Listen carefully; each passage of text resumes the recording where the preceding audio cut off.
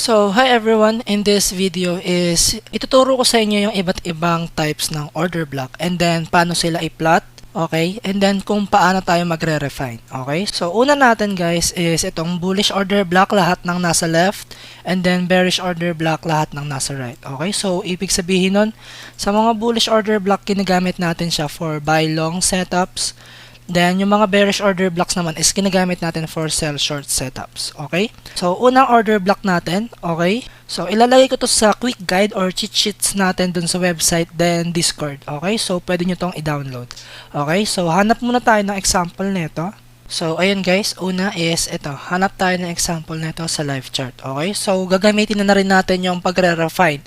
So, ano ba muna yung refining? Okay? So, for example, meron tayong bullish order block dito. Let's say this one is a 4-hour order block. Okay? 4H. Then, if nag-refine tayo guys, sa loob netong 4-hour order block, meron pa tayong makikitang little order block, like 15 minutes order block. So, ganito yung makikita nyo dyan, okay? So, habang lumiliit yung time frame na tinitignan nyo sa pag-identify ng order block, lumiliit din ng lumiliit yung mga order block nyo, okay? So, kung this one is 1 hour, 15 minutes, then 5 minutes, okay? So, ano ba yung benefits ng pagre-refine ng order block, okay? Kasi, if dito tayo nag-entry sa higher time frame order block, masyadong pangit yung risk to reward ratio natin. Though, mas safe siya kasi nga, di ba, mas makapal. Makakahinga yung position mo if masyadong makapal yung entry. Okay? Pero naman, if nag-refine naman tayo, doon na mag-i-start yung paganda ng risk to reward ratio natin. Okay? So, ang risk lang nito, madali kang ma-stop out. Okay? So, pero goods lang yun kasi habang tumatagal naman sa trading is nahasa yung mata mo sa pag-identify ng mga quality order blocks. So, ayun yung mga matitrade mo. Okay? So, dito, kita nyo, nung di pa natin siya nire-refine, baguhin ko lang yung color niya guys. Gawin natin siyang, yan. Okay? So, nung di pa natin siya nire-refine, 1:2 lang yung risk to reward ratio niya, right? So, nung nire-refine na natin siya, nagbago na yung risk to reward ratio niya. Naging 1:4 na. So, kapag binago pa natin to, naging 1:5 na yung risk to reward ratio niya. Then, pag binago pa natin to, naging 1:8. Okay? So, ganun yung kagandahan ng pagre-refine ng order blocks, guys. Okay? So, if satisfied ka na sa risk to reward ratio mo, huwag ka na maging greedy, huwag ka na mag-refine pa, pwede mo nang i-take yun. Okay? So, basta maka-minimum ka lang ng 1:3, okay na yun. Okay? So, kapag masyado ka kasing nagre-refine, mataas yung chance na dito is hindi mo na siya makuha. For example, dito lang nag-bounce yung price. Ayan, dito lang. Tapos, masyado ka nag-refine dito. Hindi ka na naka-entry, naiwan ka na ng price. Okay? So, dapat ikaw is marunong ka makontento if, ayun, goods na yung risk to reward ratio mo. Huwag ka na maging greedy na makakuha ka ng 1:10, 1:11. Pero still, possible pa rin yun guys. Okay? So, nagbigay lang sa inyo ng tip na possible nyo ma-encounter in the future kasi nga, di ba, nakakainganyo yung mga maninipis na stop losses. Okay? So, now, alam nyo na yung refining. Okay? So, una, balik na tayo dito sa binigay kong cheat sheet sa inyo about order blocks, different types of order blocks. Magsasample naman tayo ng iba't ibang order blocks, okay? So, unahin na natin tong mga bullish order blocks sa left, okay? So, una, mas malaki yung red candle, okay? Itong pangalawa natin mas malaki yung red candle kaysa sa green candle. Then, let's check. Nagkaroon tayo ng change of character here, okay? Then, refine. Okay? If sa 4-hour time frame ka nakatingin, ibang order block yan. Mas malaki pa yung order block yan dito. Pero ngayon is, sa example na to is 1-hour order block. Yung binigay nating example. Okay? So, after netong move na to, nagkaroon tayo ng change of character. Then, nag-mitigate. Then, nag-react sa our 1-hour order block. Then, nag-react sa ating 4-hour order block. Okay? Then it creates another higher high. Okay? So, pwede nyo yan lagyan ng ano dito. Ayan. By limit. Ayan. Then, take profit lang sa high. Kahit huwag na tayo maging greedy. Okay? So, ito yung pangalawa nating order block na nasa cheat sheet. Okay? So, next bullish order block natin guys. Okay? Mas malaki naman si green candle kesa kay red, okay? Ito yung una nating order block na nasa cheat sheet, okay? So, let's check muna. Kailangan niya munang ma-violate to para masabi nating valid na order block siya. Ayan. So, na-violate na siya dito, guys. expand na lang natin tong order block natin. So, pwede tayo mag-entry sa 50%, okay? Kasama siya sa refinement natin. Kung ayaw nyo na bumaba sa iba't ibang time frame, pwede nyo na lang kunin agad yung 50% ng higher time frame order block nyo. Okay? So, pwede dyan. Entry 1 dito. Meron kang entry 1 dito. Ayan, meron kang entry 1 dyan. Ayan, ganito natin. Then, entry 2 nyo sa 50% ng order block. Okay? Ayan. Okay, so dalawa yung position nyo dyan. Okay, so let's wait. Yan, dalawang orders mo yung nasa open position ngayon. Okay, ngayon let's see if tatamaan mo itong take profit natin. Okay, and it creates another higher high. Okay, so after neto, meron tayong, ito na yung pangatlo nating example, which is yung BBB. Okay, so yung BBB is a continuation pattern na ginagamit din natin for order blocks. Okay, so ngayon, alisin ko na lang to guys. Okay, kasi tapos na rin naman. Okay, kahit iganto na lang natin siya dito. Ayan. So dito, meron tayong bullish, bearish, bullish order block. Okay, so ayan, is a sign ng continuation natin. Expand lang natin to. Ayan, expand lang natin. So, pwede tayo mag-entry dito, pwede tayo mag-entry sa 50%, okay? So, yan, eksakto natin dito sa week. Okay, so, yung, syempre, ayan, lagyan natin dito. Okay, so, lagyan natin dyan. Ayan. So, wait natin, kahit dito na lang sa high yung take profit. So, let's see. Okay, so, bigyan ko kayo ng iba't ibang exit. Ayan, nag-entry tayo dito. Ayan. So, dito tayo na stop loss. So, pwede na rin tayo mag-entry dito sa 50%. Okay? So, dito sa example natin is ito.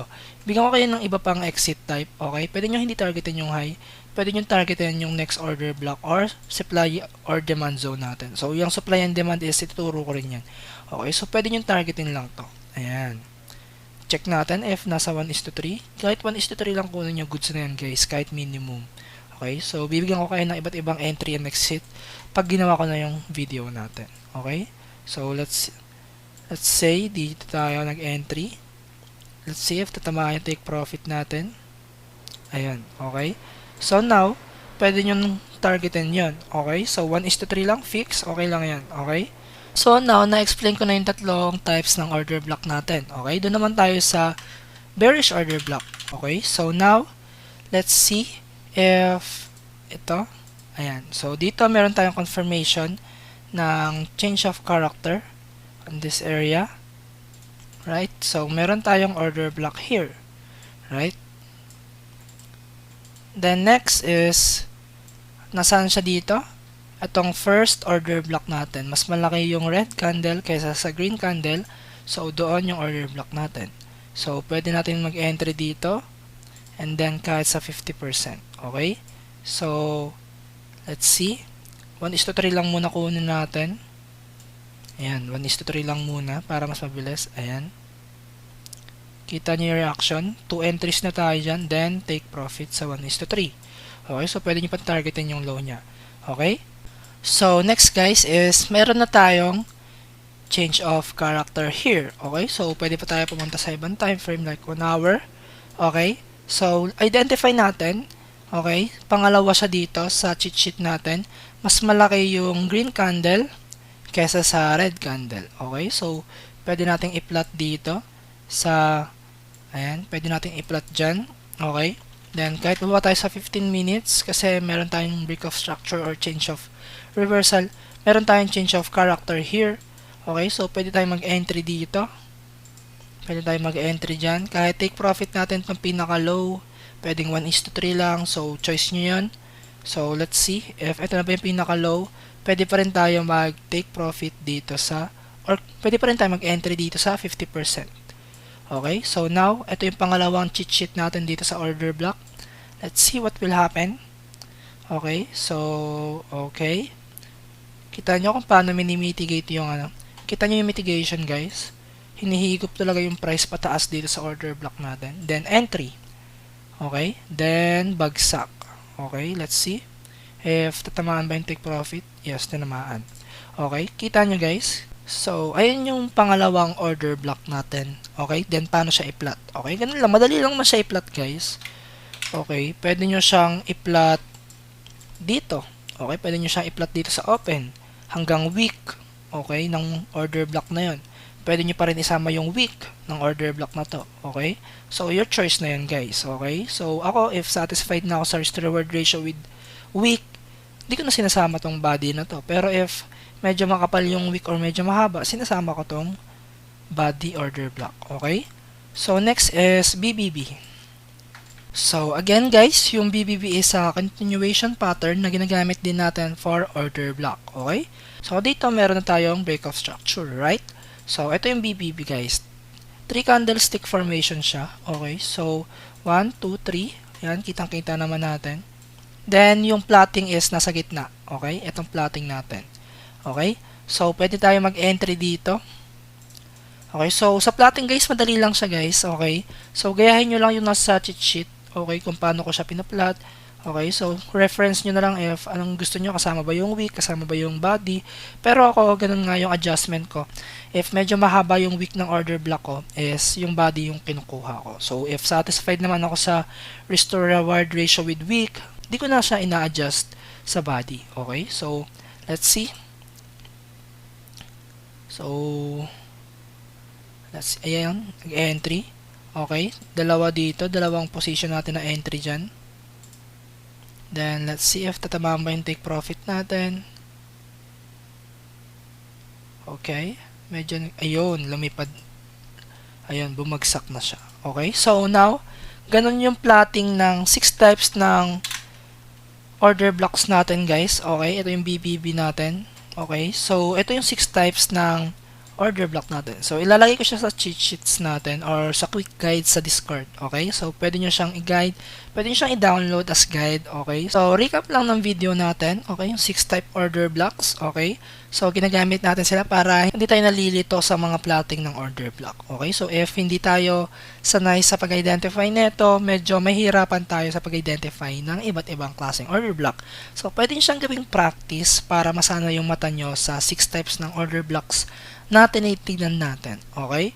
So, if pwede nyo pa rin to dagdagan if meron kayong mga na-discover na iba't ibang order blocks na nire-respeto pa rin. Okay? So, about naman sa refinement, okay? So, ginagamit natin yung pagre-refine ng order blocks from higher time frame order block hanggang lower time frame order block para mas mapaliit or mas mapaganda natin yung risk to reward ratio natin sa market. Okay? So, ayun lang in this video. Sana naintindihan nyo kung paano mag-identify ng order block, plotting ng order block, pagre-refine ng order block, rules ng order block, okay, mitigation, and etc. And, yun lang. Bye-bye! Sana madami kayo natutunan.